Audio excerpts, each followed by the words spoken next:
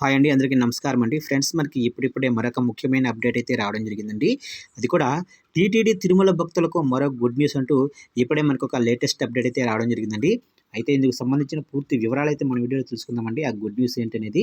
Video మాత్రం ఎక్కడా skip చేయకుండా చూడండి ఫ్రెండ్స్. అప్పుడే మనకి పూర్తి సమాచారం అయితే తెలుస్తుంది. ఇక ముఖ్యంగా వీడియో నచ్చినట్లయితే లైక్ చేయండి ఫ్రెండ్స్. లైక్ చేయడం వల్ల మనకు తెలిసిన ఇన్ఫర్మేషన్ మరికొంతమందికి అయితే రీచ్ అయ్యే అవకాశం ఉంటుంది. ఇక లేట్ చేయకుండా టాపిక్లోకి వెళ్ళిపోదాము. ఇక్కడైతే చూడండి ఫ్రెండ్స్. ఇక వేసవి సెలవుల కారణంగా తిరుమలకు భారీ సంఖ్యలో వచ్చే యాత్రికుల రద్దీ దృష్టిలో ఉంచుకొని టీటీడీ పాలక మండలి కీలక నిర్ణయం తీసుకుంది. ఇక సాధారణ భక్తులకు సైతం త్వరగా స్వామివారి దర్శనం కల్పించేందుకు గాను వచ్చే 3 నెలల పాటు విఐపి బ్రేక్ దర్శనాలను రద్దు చేస్తున్నట్లు టీటీడీ ఈవో ఏవి ధర్మారెడ్డి తెలిపారు. ఇక తిరుపతిలోని టీటీడీ పరిపాలనా భవనం సమావేశం హాల్లో శుక్రవారం నిర్వహించిన డయల్ ఎవరో ఈవో కార్యక్రమం అనంతరం ఆయన మీడియాతో మాట్లాడారు.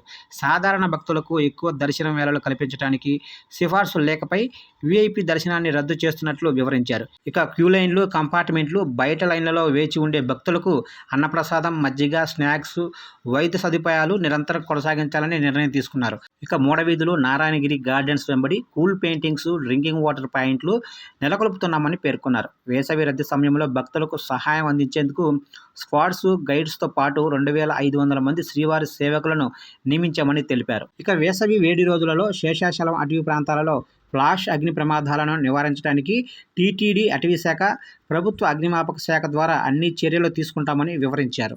చూశారు కంటే మొత్తం మీదుగా వేసవి సెలవుల్లో భక్తుల రద్దీ ఎక్కువగా ఉంటుంది. అలాగనే వేసవి వేడి తాపానికి తట్టుకోవడానికి పలు జాగ్రత్తలు, కీలక నిర్ణయాలు తీసుకున్నట్లు అక్కడ టీటీడీ అధికారులు స్పష్టంగా చెప్తున్నారు ఫ్రెండ్స్. చూశారా ఫ్రెండ్స్? అప్డేట్ నచ్చినట్లయితే లైక్ చేయండి, సబ్స్క్రైబ్ అయితే చేసుకోండి.